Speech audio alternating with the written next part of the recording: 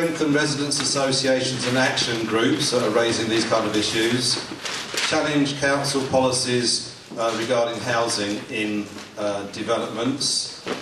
Raising awareness of generally regarding housing problems and our real needs, and setting our own agenda about what we want and our own definitions.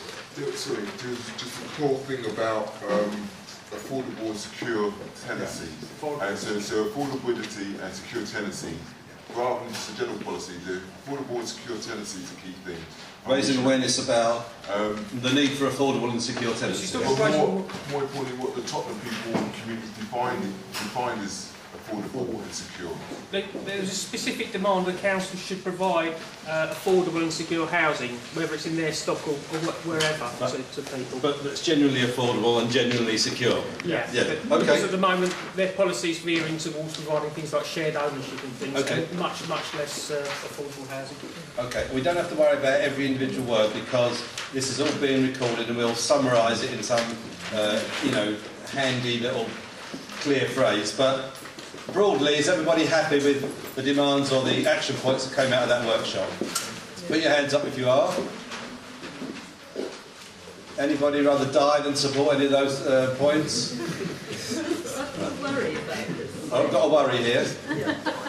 That is that I know from discussions I've been involved in that the council's position is that Tottenham has got a lot of social housing and not enough for housing that is available for effectively people who do not need the subsidy. And so that I think that to have a credible housing policy, you need to actually look at what is the best social mix of housing tenure that's needed. Because one of the big problems for local jobs and also for local people is simply having that economic base. Well, I think you've raised some very controversial points, but luckily we all agreed to support those demands from that workshop. But everyone's got different views, but I think that all housing should be social housing. I don't think it should be a profit-making business at all. But I wasn't in that workshop, so I didn't help to formulate the demands. So, supporting small businesses, who's going to report back on that? Sorry.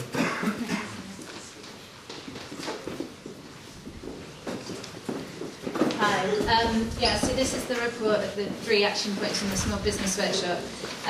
Number 1 was to build a stronger alliance between residents groups, community groups and the Tottenham Traders Partnership.